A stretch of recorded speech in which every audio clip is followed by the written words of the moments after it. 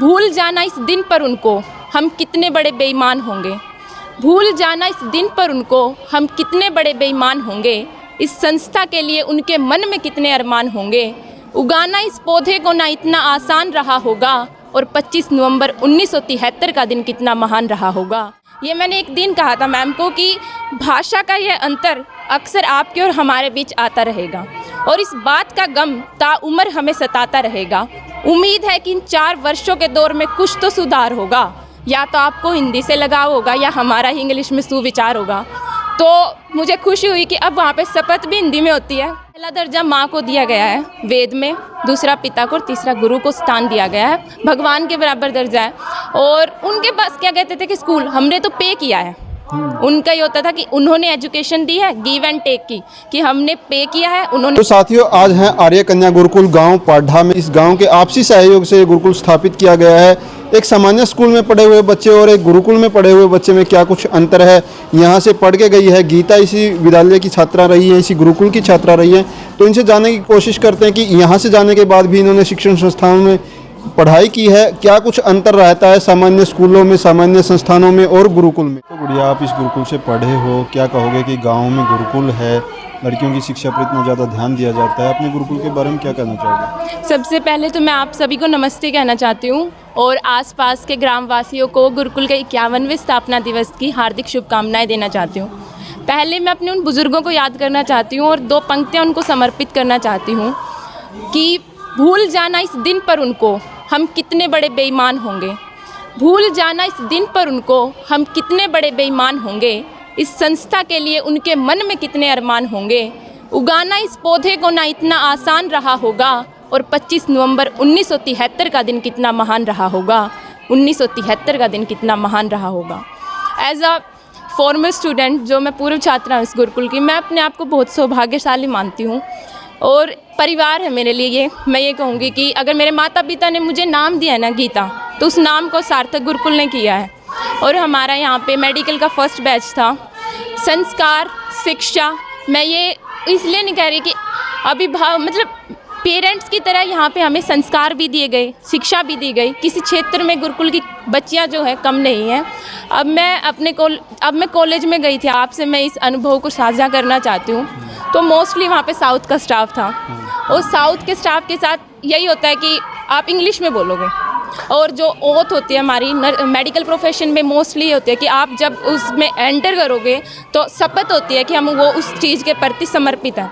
वहाँ पे इंग्लिश में होती थी। मुझे मतलब इंग्लिश से कोई परहेज़ नहीं है क्योंकि एक लैंग्वेज है, हमें इसको सीखना चाहिए। लेकिन हम ये होते हैं ना कि गुरुकुल वाले कि हमें अपनी उस चीज़ को कैसे हम ये बोलते थे कि वो मैंने फर्स्ट डे मैम को बोला, वाइस प्रिंसिपल मैम थे क्लास में, कि can I speak in Hindi. तो कहते हैं कि no I will allow for you today. मैं ठीक है भी।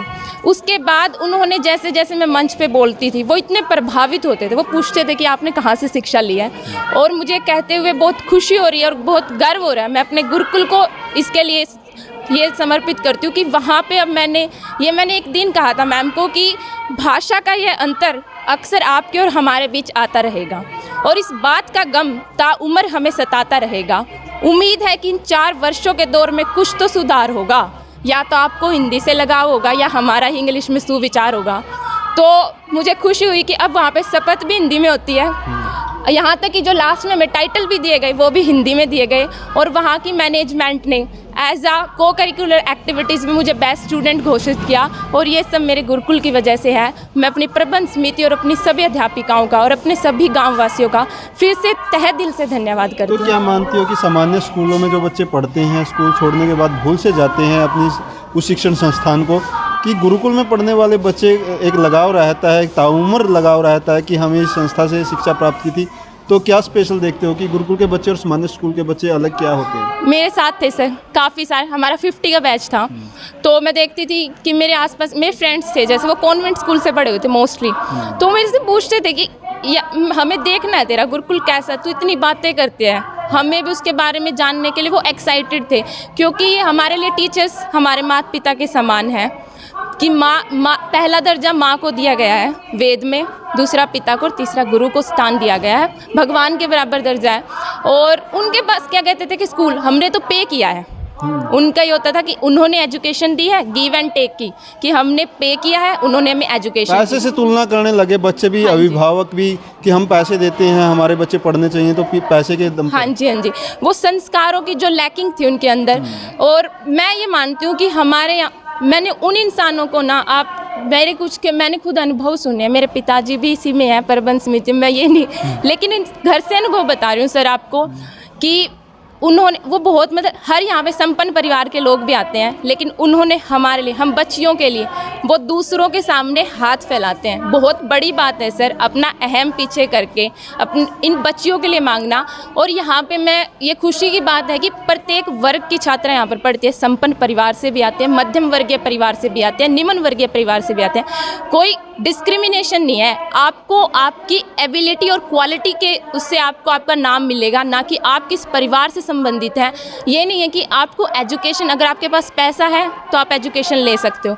ये मेरी प्रबंध समिति का मैं समर्पण कहूँगी और त्याग कहूँगी, कि जिसकी वजह से आज हम बच्चियाँ शिक्षित हुई हैं सर, और इतनी सारी बेटियों को यहाँ से एजुकेशन मिली है।